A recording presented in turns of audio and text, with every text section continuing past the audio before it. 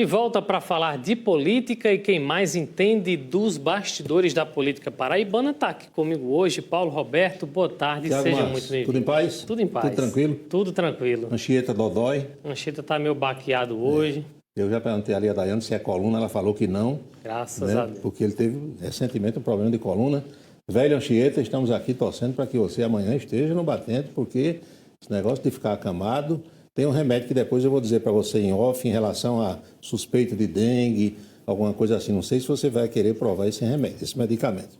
Mas eu quero fazer aqui uma observação. Eu conversava com o Thiago agora há pouco, porque nós somos uma TV educativa. A ITA é uma TV educativa, pertence à Rede Cultura. E eu esclarecia aqui aos colegas, sem querer dar aula para ninguém, porque não é do meu feitio, nem eu sou professor, é que eu aprendi que só é caro ou é barato o que nós compramos. O arroz subiu de preço, o café subiu de preço, então o café está mais caro, o arroz está mais caro. Agora, quando você fala em conta de água, de luz, de telefone, de internet, seja lá que conta for, a conta não fica mais cara e nem mais barata. Por quê? Nós não compramos a conta, nós compramos o produto. Então, nos tempos em que eu estudei durante 35 anos da minha vida, a conta ficava mais alta ou mais baixa, ou estabilizada. Então, é equívoco a gente dizer assim, a conta está mais cara, porque ninguém compra a conta. A água está mais cara, a conta está maior, mais alta. Mas é só um esclarecimentozinho, não é pretensão minha dar aula para ninguém, né, Tiago? O fato é que vai sempre para o bolso do consumidor, né, claro. Que vai pesar o bolso, vai de um jeito ou de outro, de um modo ou de outro. Minha gente, a situação do Rio Grande do Sul ainda é muito complicada. O governo de São Paulo está mandou 7 e mais 7 estão chegando, bombas, aquelas bombas gigantescas. Tem bomba que pesa 10 toneladas.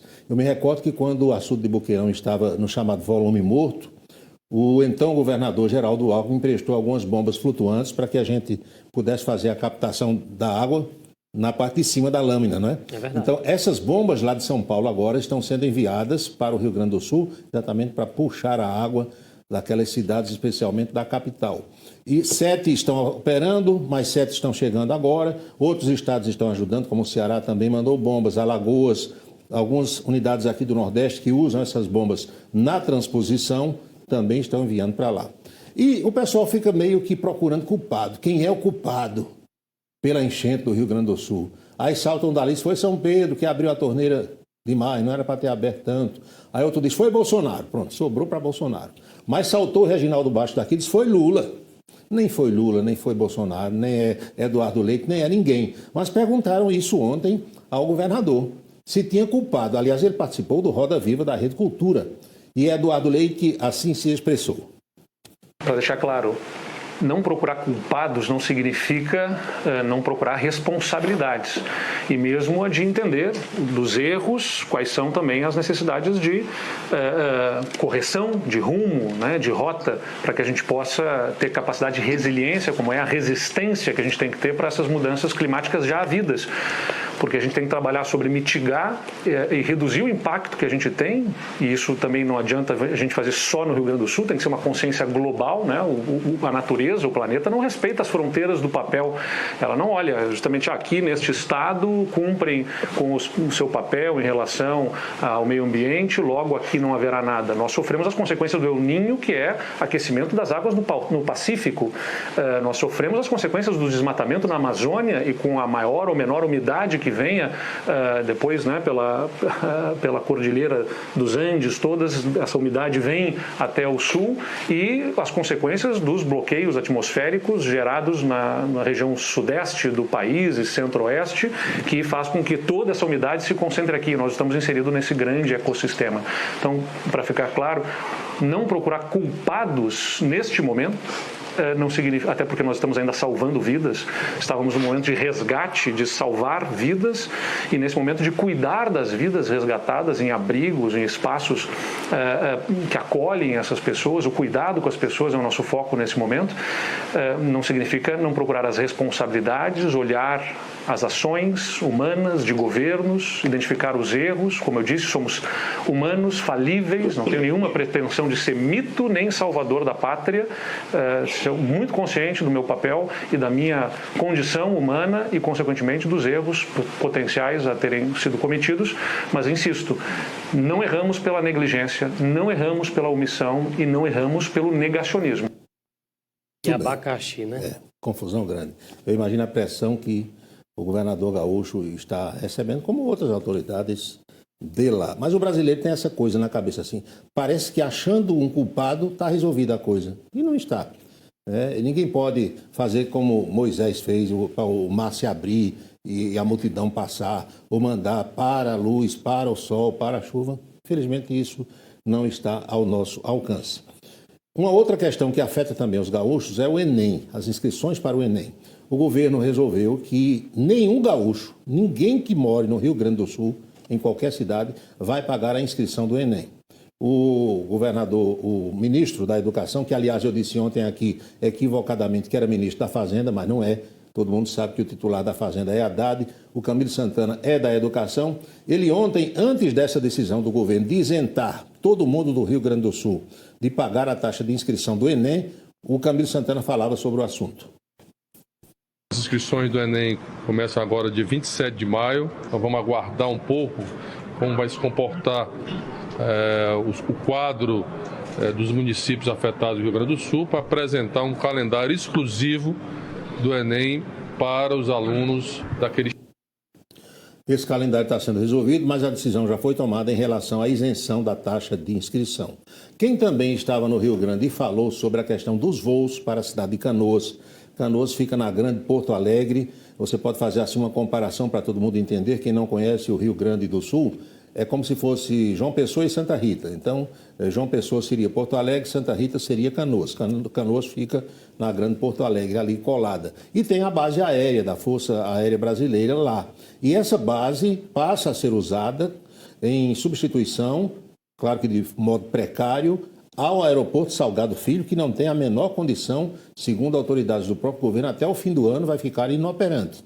Canoas passa a funcionar. E o ministro Silvio Costa Filho, que é o Silvinho, também falou sobre esse assunto.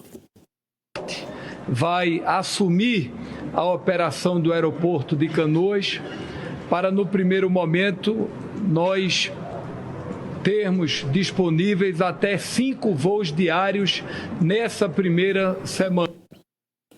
Não é fácil essa operação porque a base aérea não tem a estrutura que um aeroporto tem, um grande aeroporto como o Salgado Filho, vai funcionar de forma precária e todo mundo precisa entender. E alguns já perguntam, e por que já não vem funcionando? Por conta da grande quantidade de voos, de aviões, de aeronaves militares, levando socorro, levando mantimentos, levando equipamentos para tentar salvar a vida. E os helicópteros que estão também fazendo uso dessa base aérea. Então, houve uma adaptação para que se possa receber passageiros civis e as empresas aéreas possam operar. A morte do presidente do Irã repercute no mundo todo e o presidente Lula, representando a população brasileira, ontem prestou suas condolências ao governo iraniano, divulgando essa nota em suas redes sociais. Está aqui. Com pesar soube da confirmação da morte do presidente Ebrahim Raisi e do seu chanceler, Hossein Ami, e de todos os passageiros e tripulação após a queda do helicóptero. Minhas condolências aos familiares de todas as vítimas, ao governo e ao povo do Irã. Foi a manifestação oficial do presidente brasileiro. E a agenda de Lula para hoje tem vários compromissos, a gente repassa agora para você. O presidente Lula começou participando aí dessa marcha dos prefeitos a Brasília, tem muitos prefeitos, muitos aqui, Tiago, inclusive paraibanos. Foi lá no Centro Internacional de Convenções de Brasília, ainda se encontra no local. Depois, às 2h40, Lula recebe o Dr. Wellington César Lima, que é o secretário especial para assuntos jurídicos da Casa Civil da Presidência. À tarde, ele sanciona 2 leis. Uma que institui a obrigatoriedade de reserva de vaga e espaço para transporte de órgãos, tecidos e partes de corpo humano para transplantes. E outra lei que determina o sigilo do nome da ofendida nos processos em que apuram-se crimes praticados violência doméstica, familiar contra as mulheres. E no final da tarde, Lula se reúne com representantes da Associação Brasileira da Indústria Química no Palácio do Planalto. Ontem ele recebeu o pessoal do aço, hoje da indústria química. Aqui na Paraíba, repercute na mídia a participação da secretária estadual de Apoio ao Desenvolvimento Humano, Poliana Dutra, que compareceu ontem ao chamado G20 Social em Teresina, capital do Piauí. E a secretária Poliana está aí, participando desse evento importantíssimo. Tem gente do Brasil todo. Ela defendeu as políticas públicas no combate à fome. Faz um trabalho muito importante que é digno de aplauso. Repercute também na mídia, especialmente na imprensa que faz a cobertura política, a declaração do deputado Tovar Corrêa Lima, deputado estadual tucano, ou seja, PSDBista, de que Romero escolheu a data de 15 de junho, 15 do mês que vem, para anunciar que será candidato a prefeito de Campina Grande. O Tiago já olhou aqui no calendário e me disse que é um sábado, quer dizer, no auge, quase no auge do maior São João do mundo. Aí Romero deverá fazer esse anúncio. Temos aqui um flagrante dos dois. Olha aí, Tovar revela a data em que Romero deve anunciar sua pré-candidatura a prefeito de Campina Grande. Aliás, uma data bem estratégica, né, Paulo? Se confirmar, né? Se Tovar falou isso, ele falou com conhecimento de causa, né? Vamos aguardar. Está sempre conversando com Romero Rodrigues. Agora, quem ontem à tarde, começo da noite, disse: eu sou candidato a prefeito de todo jeito, foi o deputado Inácio Falcão, do PCdoB. Meu velho amigo Inácio, eu chamo ele de comunista, ele dá uma risada. Ele faz parte da federação com o Partido Verde e com o Partido dos Trabalhadores. Foi um evento na Associação Atlética Banco do Brasil e nós temos aqui um trecho da fala do deputado Inácio Falcão, que, como os demais políticos pré-candidatos nas eleições de outubro, também está fazendo uso demasiadamente do termo construção. É a palavra da moda entre os políticos. A construção, nós vamos construir. Vamos ouvir. É um momento de muita alegria, felicidade, sendo abraçado aqui nesse recinto pelo povo de Campina Grande. Nós sabemos o quanto é importante a gente sentir esse calor humano, é muito importante. Então, para mim, é um momento de muita felicidade e compartilhar essa felicidade com vocês e com o povo da nossa cidade. Você se sente o nome mais forte da oposição? Estamos construindo ao longo do tempo. A construção é para que a gente tenha uma unidade. Eu acredito que esse momento é um momento da gente dialogar, construir. Esse momento vamos estar apresentando o nome dos pré-candidatos a vereadores. Nós estamos aqui realmente numa unidade e vamos pregar essa unidade com todos os pré-candidatos a prefeito do campo das oposições aqui em Campina Grande. Pois é. E agora? Inácio é candidato?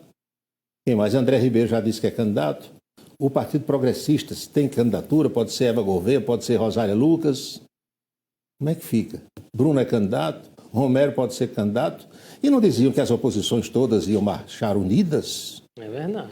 Está se afunilando o processo e parece que não. Esse tabuleiro de xadrez aí tá difícil de prever, viu? E outra coisa, Inácio Falcão vai ser o candidato do governador João Azevedo? É outra pergunta também que fica no ar. Pois bem, vamos à nossa boca maldita de hoje.